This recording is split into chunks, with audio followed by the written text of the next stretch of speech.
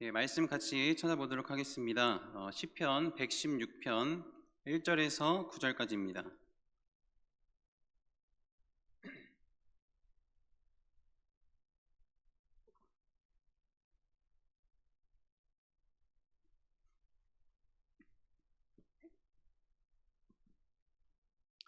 시편 116편 1절에서 9절까지입니다.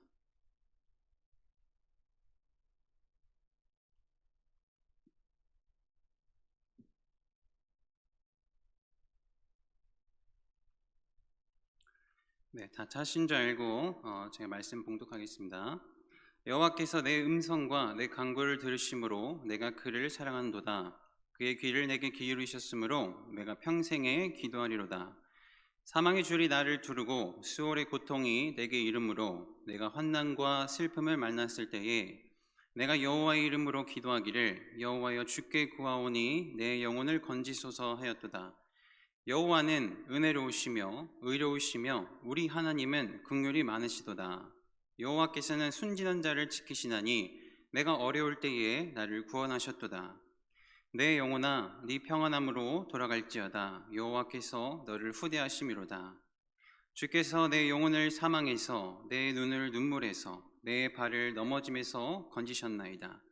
내가 생명이 있는 땅에서 여호와 앞에 행하리로다. 아멘. 16세기 유럽에서 대대적인 변화의 바람이 불기 시작했습니다. 이른바 종교개혁이라고 하는 대대적인 사건이죠. 하나님이 이 당시에는 마치 하나님이 사람의 애물단지로 전락을 했고요.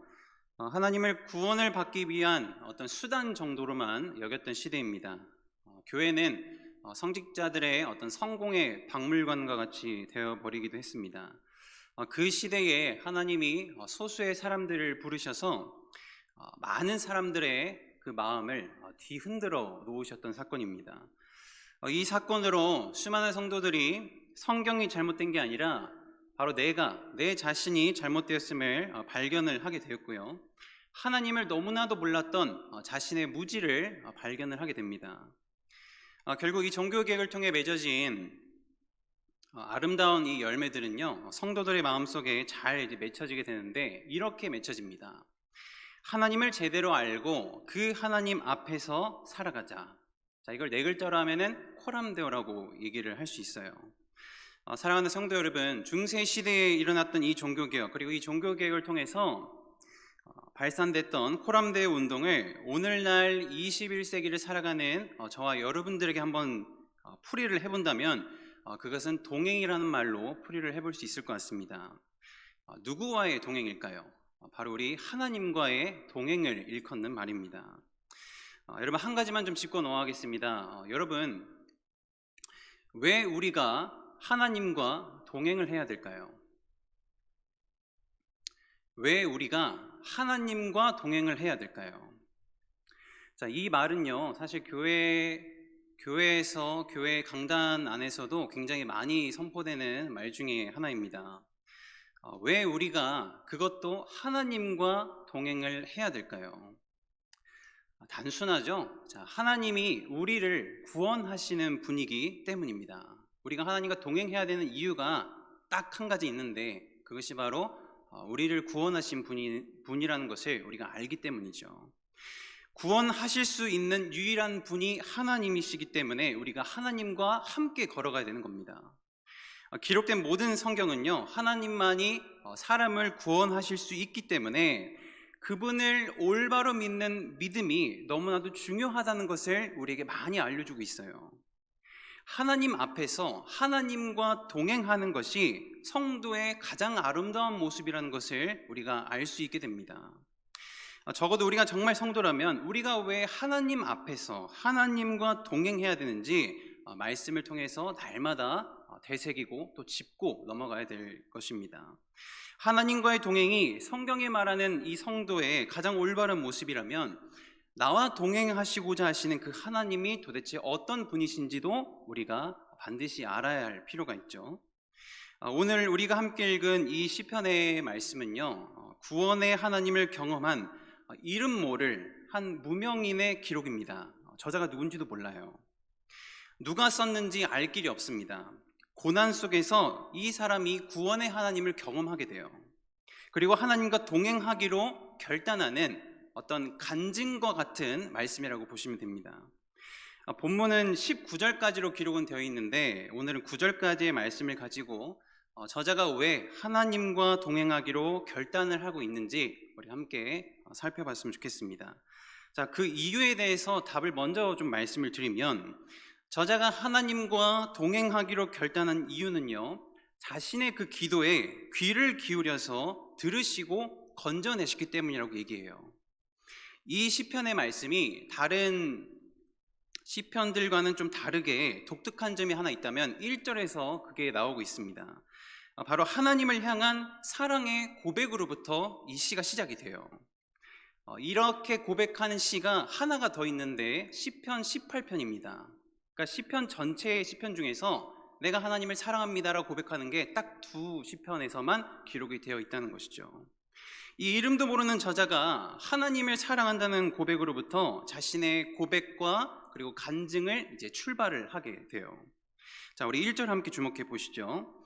여호와께서 내 음성과 내 간구를 들으심으로 내가 그를 사랑하는도다 라고 고백합니다. 이 본문 1절의 말씀은 이 116편을 기록한 저자의 목적을 이야기를 하고 있어요. 하나님이 자신의 음성과 간구를 들으셨으므로 하나님을 사랑한다는 고백입니다. 무엇을 주셨기 때문에 내가 사랑합니다, 이런 고백이 아니었어요. 자신의 기도를 들으셨다는 것만으로 하나님을 사랑하고 있다는 거예요.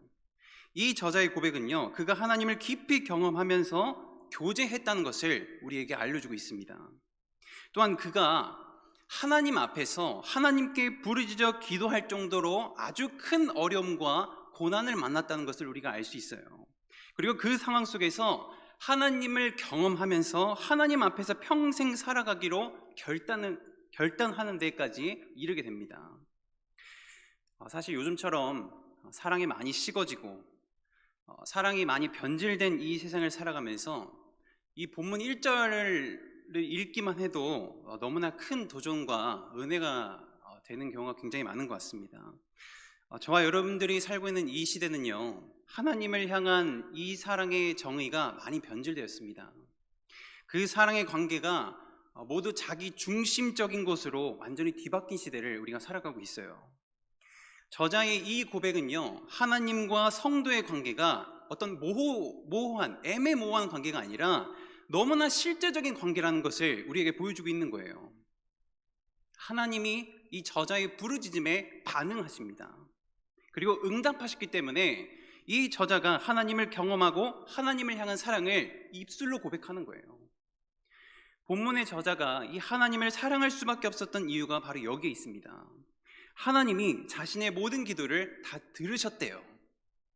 나의 모든 기도를 하나님이 들으셨기 때문에 이 사랑의 고백이 터져 나오게 된 겁니다. 자신이 처하는 모든 고난과 그리고 어려움들을 토해낼 때 하나님이 듣고 계셨구나는 것을 이 시편의 저자가 깨닫게 된 거예요.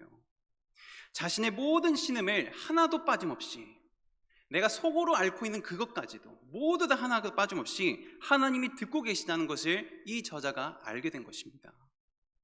자, 이어서 이 저자는 하나님이 자신의 기도를 들으신다는 것을 확신하면서 이렇게 고백을 해요. 자, 본문 2절을 보시면 나에게 귀를 기울여 주시니 내가 평생토록 기도하겠습니다. 하나님, 나의 기도를 들어주시니, 나의 기도에 귀를 기울여 주시니 내가 평생 하나님께 기도할게요. 이 말씀을 제가 원어로 좀 봤는데요, 이 표현이 마치 하나님이 이 저자의 입술에서 나오는 그 모든 말들, 그 모든 기도를 듣기 위해서 입 앞에까지 귀를 갖다 대시는 듯한 모습으로 표현이 됩니다. 이 저자가 그만큼 하나님과 가까이 마주 보면서 기도했다는 것을 본인 스스로 드러내고 있는 거예요. 자신의 말과 기도를 듣기 위해 하나님이 너무 가깝게 오셨다는 것을 이 저자가 지금 체험을 하고 있는 거죠. 자, 이러한 모습은요, 사실 이 저자뿐만 아니라 하나님이 저자의 어떤 기도, 많은 성도들의 그 기도뿐만 아니라 성도의 입으로부터 나오는 모든 말들을 얼마나 귀 기울여 듣고 계시는지를 우리가 알 수 있게 됩니다. 성경에 나오는 수많은 하나님의 사람들, 하나님의 종들, 하나님의 선지자들은 모두 다 하나같이 이 하나님이 자신의 말에 귀를 기울인다는 것을 경험하고 체험한 사람들이에요. 우리들도 마찬가지죠. 자, 근데 이 모습을 정리를 좀 해보자면 구약에서 이런 말로 표현할 수 있습니다. 내가 부르짖었더니 그분이 나에게 응답하셨다. 내가 부르짖었더니 그분이 나에게 응답하셨다라고 표현할 수 있어요. 성경의 많은 사람들이 다 이러한 하나님을 실제로 경험하고 체험을 했던 사람들입니다.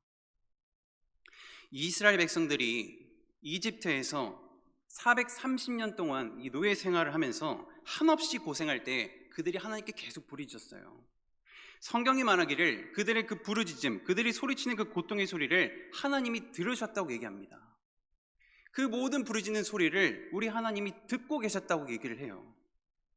사사기로 가볼까요? 사사기의 그 암흑 시대에 하나님이 마치 침묵하시는 것처럼 보이는데 항상 이스라엘의 부르짖음을 들으시고 사사를 보내셨던 분이에요. 수많은 선지자들의 그 아픔과 호소의 그 부르짖음을 들으시고 그들에게 말씀으로 응답하셨던 분도 우리 하나님이셨습니다. 하나님이 자신의 자녀들에게 이 귀를 기울인다는 건요, 마치 부모와 자녀의 관계로 설명할 수 있을 것 같아요. 부모가 자녀의 말에 귀를 기울이는 모습과 똑같은 모습이 우리 하나님이 보여주시는 모습입니다. 부모는 자녀가 하는 모든 말에 귀를 기울이게 되어 있어요. 말이 언어를 하든 상관없습니다. 공부를 못해도 상관없어요. 부모의 마음을 아프게 하든 아무리 악한 자식이라도 부모는 자녀의 말에 귀를 기울입니다. 하나님이 우리의 목소리에 귀를 기울이는 이유도 마찬가지죠. 우리를 낳으셨고 우리를 기르셨고 우리의 주인이시기 때문에 우리에게 귀를 기울이시는 분이시죠. 그리고 그분이 우리의 창조주이시기 때문입니다. 사랑하는 성도 여러분, 우리가 부르짖는 모든 기도를 하나님이 들으신대요. 우리가 고백하는 모든 표현과 우리의 아픔들, 우리의 마음에 앓고 있는 모든 것들을 하나님이 듣고 계십니다. 아주 세세하게 토시 하나 틀리지 않고 다 들으시고 기억하시는 분이 우리 하나님이세요. 하나님이 우리의 모든 기도를 들으시고 또 반응하시고 응답하시기 때문에 우리가 하루하루의 삶을 거뜬히 이기면서 살아갈 수 있는 겁니다. 그렇죠? 우리가 살아갈 힘이 바로 여기에서 공급이 돼요. 우리가 앓고 있는 모든 것들을 하나님께 토해내면서, 우리의 모든 기도를 하나님께 토해내면서, 하나님이 나의 기도를 듣고 계시는구나, 하나님의 귀가 내 입술 앞에까지 오고 있구나, 이 힘이 있기 때문에 우리가 한 걸음 한 걸음 아무리 어려운 상황 속에서도 걸어갈 수 있게 되는 겁니다. 우리가 맞닥뜨리는 수많은 문제들이 아무리 발생을 해도 우리 하나님이 나의 기도를 들으신다는 믿음의 확신만 있다면 우리는 계속해서 믿음으로 앞으로 나아갈 수 있게 되는 것이죠. 우리의 기도를 단 한순간도 멈춰서는 안 되는 이유가 바로 여기에서 비롯됩니다. 이 저자가 하나님께 평생 기도하겠다고 결단을 했던 그 이유가 있다면 이 본문 3절과 4절 말씀을 우리가 함께 보도록 할게요. 사망의 줄이 나를 두르고 수월의 고통이 내게 이름으로 내가 환난과 슬픔을 만났을 때에 내가 여호와의 이름으로 기도하기를 여호와여 주께 구하오니 내 영혼을 건지소서 하였도다 라고 얘기합니다. 자, 지금 그의 인생에 큰 일이 있는 것 같아요. 사망의 줄이 둘러졌다고 표현을 하고 지옥과 같은 고통과 환난이 닥쳐왔다고 고백을 합니다. 구체적으로 이 사람이 어떤 일을 경험하고 있는지, 무엇을 맞닥뜨렸는지는 우리가 알 길이 없어요. 자, 그러나 이 모든 어려움과 고난은 그의 영혼까지 뒤흔들 정도의 고난이었다는 것을 우리가 알 수 있게 됩니다. 그래서 하나님께 자신의 영혼을 건져내달라고 기도를 하고 있는 거예요. 자, 근데 굉장히 특이한 거는 이 저자의 기도가 어떤 문제에 대한 해결책을 강구하는 것으로 끝나지는 않습니다. 이 저자가 하나님께 자신의 영혼, 자신의 이 목숨을 건져내 달라고 기도할 만큼 굉장히 필사적이라는 걸 우리가 알 수 있어요. 얼마나 하나님을 신뢰를 했으면, 얼마나 그 하나님을 믿었으면 이런 고백을 할 수 있을까요? 얼마나 하나님을 깊이 경험했으면 이토록 하나님께 매달리면서 끝까지 부여잡으면서 기도를 하고 있는 것일까요? 앞서 언급해드린 것처럼 이 성경을 보면요, 이렇게 하나님께 필사적으로 매달리면서 부르짖는 사람들이 굉장히 많았습니다. 한 개인뿐만 아니라 한 가정, 그리고 한 민족이 하나님을 붙잡으면서 기도했던 이 기록은요, 성경에서만 볼 수 있는 기록이에요. 이 모든 사람들의 공통점이라고 한다면 이 사람들이 허탄한 우상을 부여잡지 않았다는 겁니다. 허탄한 우상을 찾아가서 기도하지 않았어요.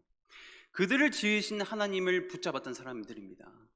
그들을 만나 주셨던 하나님, 그들을 사랑해 주셨던 하나님, 그들의 유일한 주인이신 그 하나님을 찾으면서 또 찾고 또 찾으면서 그 하나님께 부르짖었던 사람들이에요. 제가 이 저자의 간증을 좀 계속 이제 묵상을 하다가 여러 사람이 좀 떠올랐는데요. 오늘 한 사람을 좀 여러분들과 함께 나눴으면 좋겠습니다. 구약을 생각하면 가장 먼저 떠오르는 사람이 모세가 있습니다. 여러분, 모세가 얼마나 하나님과 친밀한 사람이었는지 여러분 기억하시죠?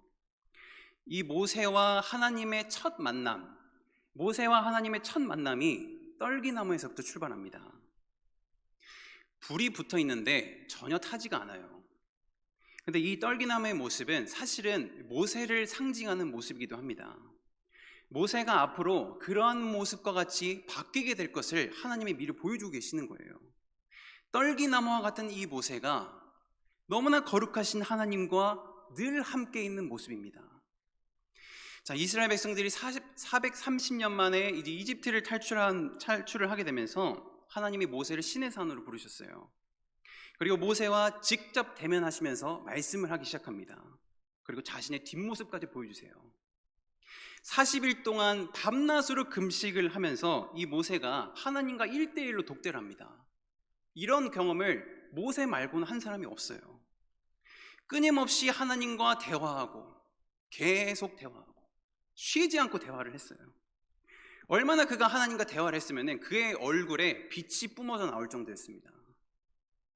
모세가 그 많은 이스라엘 백성들을 광야에서 어떻게 인도할 수 있었을까요? 우리가 보통 모세를 생각하게 되면은 그냥 위대한 선지자, 하나님의 능력을 발휘했던 엄청나게 큰 선지자, 이 정도로만 우리가 생각을 하는 경우가 있는데요.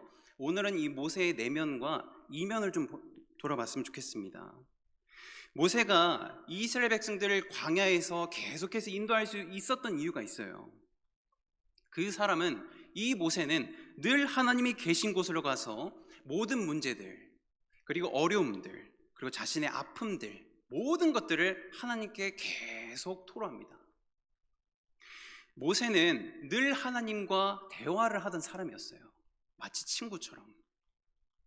출애굽기에 보면은 이 모세가 좀 특이한 행동을 하는데요. 이스라엘 백성들이 지정된 그 진 안에다가 이제 장막을 칩니다.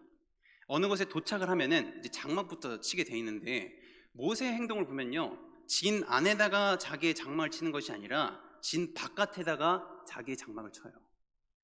모든 이스라엘 백성들은 진 안에다가 구성된 곳에서 다 진을 치는데, 이 모세는 진 밖으로 나갑니다. 거기다가 자신의 장막, 자신의 집을 거기다 만들어놔요. 근데 자신의 이 장막을, 자신의 집을 이렇게 모세가 부릅니다.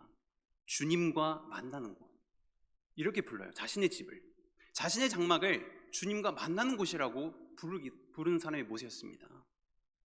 모세가 진을 떠나서 이 자신의 장막에 들어갈 때마다 특이한 점이 하나 있었는데, 구름 기둥이 장막 입구에 내려와요. 그리고 하나님이 모세와 대면하십니다. 이걸 이스라엘 백성들이 계속 봤었던 거예요. 이 기록에 따르면 마치 친구와 얘기하듯이 너무나도 친밀하게 모세와 마주 보면서 대화를 했다고 기록을 하고 있어요.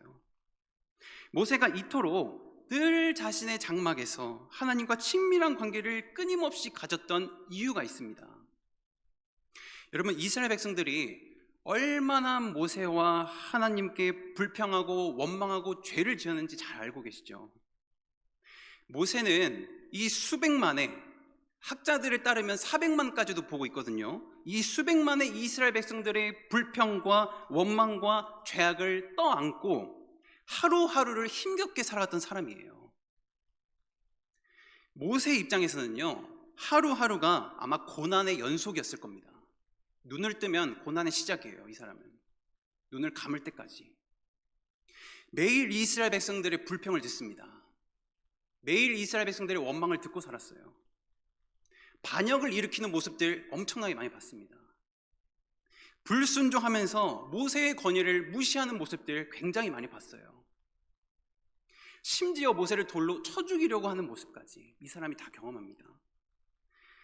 제 관점에서는요, 이러한 환경 속에서 모세가 우울증을 겪지도 않고 정신 이상자로 살아가지 않은 게 신기할 정도예요. 모세 본인도 지금 힘겨운 광야를 걸어가는 굉장히 연약한 존재입니다. 80세가 넘었기 때문이죠. 이스라엘 백성들까지 감당하려니 보통 사람 같았으면 벌써 포기했을 거예요. 출애굽하면서 가나안 땅 앞에까지 가는데 2년이 걸립니다. 그 2년이 지나고 가데스 바네아에서 정탐을 보내는데 그 땅을 악평을 해요. 이스라엘 백성들이. 그래서 하나님이 너희들 40년 동안 광야를 돌으라고 얘기를 하십니다. 자, 근데 하나님이 40년 동안 너희들 광야 생활을 해라라고 말씀을 하셨을 때 그 말씀 듣고 도망가지 않았던 이 모세의 모습은 제 입장에서는 좀 이해가 안 됩니다.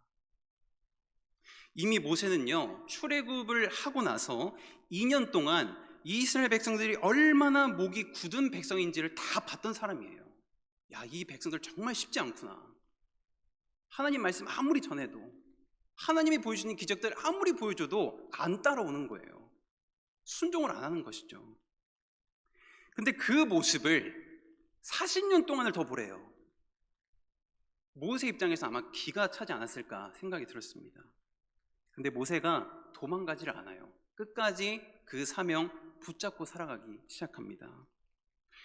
이 모세를 보자면 누구보다도 어깨가 처져 있는 사람이 아니었을까? 바늘로 한번 툭 건드리면은 눈물 쏟을 사람이 아니었을까? 너무나 무거운 짐에 항상 억눌려 있고 때로는 다 때려치고 당장이라도 죽고 싶었던 사람이 모세였어요. 그래서 모세가 한 가지를 빼놓지 않았는데 늘 하나님께 찾아갑니다. 쉬지 않고 늘 40년 동안을 하나님께 찾아가고 또 찾아가요.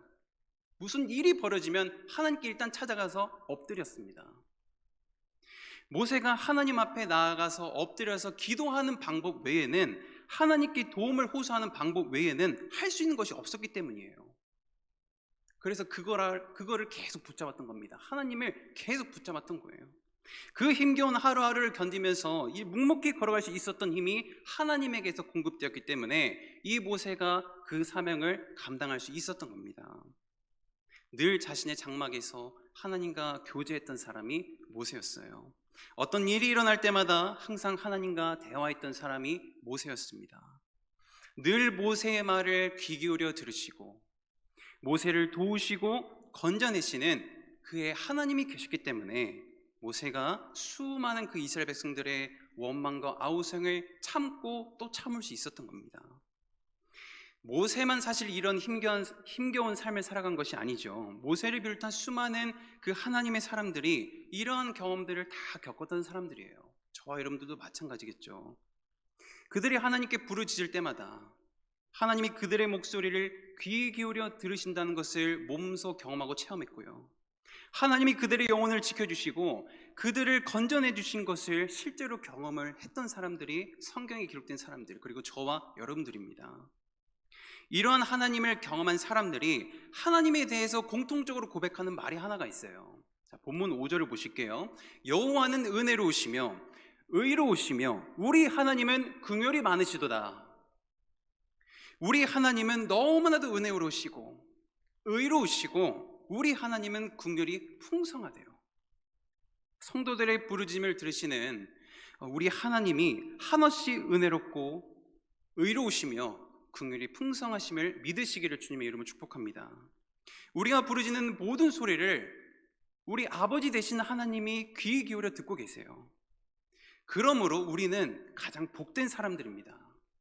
우리는요, 행복한 사람들이에요. 하나님이 우리의 모든 걸 다 듣고 계시기 때문에, 우리를 인도해 주시기 때문에 우리는 가장 행복한 사람들입니다. 사랑하는 교회 여러분, 오늘 말씀을 끝으로 본문을 기록한 이 저자의 결단을 우리가 함께 주목을 해봤으면 좋겠습니다. 자, 앞서 자신의 부르짖음을 들으시고 반응하시고 응답하시는 그 하나님을 그가 사랑한다고 고백을 했어요. 그리고 왜 하나님을 사랑할 수밖에 없는지 그 이유에 대해서도 명확하게 기술했습니다. 끝으로 저자가 본문 구절을 통해서 하나님 앞에 이제는 자기의 인생을 걸고 결단을 해요. 하나님, 제가 이 세상 살아가는 동안 하나님 떠나지 않겠습니다. 제가 이 세상 살아가는 동안 내가 죽을 때까지 하나님 앞에서 살아갈게요. 이게 무슨 말이죠? 하나님, 저는요 주님 없으면 하루하루 못 살 것 같습니다. 주님 없으면 저 진짜 못 살 것 같아요. 이 고백이에요. 16세기의 표현을 들자면 코람데오가 바로 이 말입니다. 우리의 짧은 인생, 이 헛된 것을 추구하며 사는 것보다도 가장 신뢰할 만한 분과 함께 걷는 게 너무나도 중요합니다. 내가 무엇을 얼마만큼 가졌느냐 보다도요, 내가 누구와 함께 하느냐가 그 인생을 가늠하는 아주 중요한 척도가 돼요. 지금도 수많은 사람들이 헛된 것에 몸부림칩니다. 헛된 것에 자신의 인생을 걸고 있어요. 수많은 사람들이 자신의 성공과 이익과 번영을 위해서 몸부림치며 자신의 모든 것들을 쏟아붓고 있습니다. 모두 다 이 땅의 것에 혈안이 되어서 살아가고 있어요. 정치부터 시작해서 경제, 사회, 문화, 이 모든 것이 세상을 움직이는 것처럼 보이고 사람의 인생을 다스리는 것처럼 보이지만 여러분 꼭 기억하시길 바랍니다. 우리를 다스리시고 우리를 구원하시는 분은 오직 하나님 한 분 외에는 없습니다. 그 하나님 한 분 외에는 우리를 인도하실 만한 사람도 없어요. 우리가 이것을 붙잡으면서 하루하루 살아갔으면 좋겠습니다. 사랑하는 여러분, 항상 하나님 앞에서 살아가시기를 축복합니다. 하나님이 우리의 목소리를 들으시고 응답하시는 분이신 줄을 믿음으로 고백했으면 좋겠어요. 하나님만이 우리를 모든 환경과 상황 속에서 건져내실 수 있는 유일하신 분임을 우리가 잊지 않았으면 좋겠습니다. 이 뚜렷하고 명확한 진리 앞에 우리가 늘 함께 서 있기를 간절히 바랍니다. 하나님을 늘 사랑하시고 하나님과 함께 세상을 걸어가시기를 바랍니다. 그러면 우리는요, 우리 자신도 다스릴 수 있게 되고 이 세상도 우리가 다스릴 수 있는 역사가 벌어지게 돼요. 세상을 다스리는 사람으로 하나님이 저와 여러분들을 부르신 줄 믿습니다. 주님이 우리를 지금도 사랑의 눈으로 지켜보고 계세요. 이 어떤 눈총이 아니라 따뜻한 그 하나님의 눈빛으로 우리를 지켜보고 계시는 겁니다. 여러분들의 영혼을 사망에서, 여러분들의 눈을 눈물에서, 여러분들의 발을 넘어짐에서 능히 건져내시는 우리 하나님과 여러분들이 항상 늘 함께 동행하시기를 우리 주님의 이름으로 축원합니다. 우리 함께 기도하겠습니다.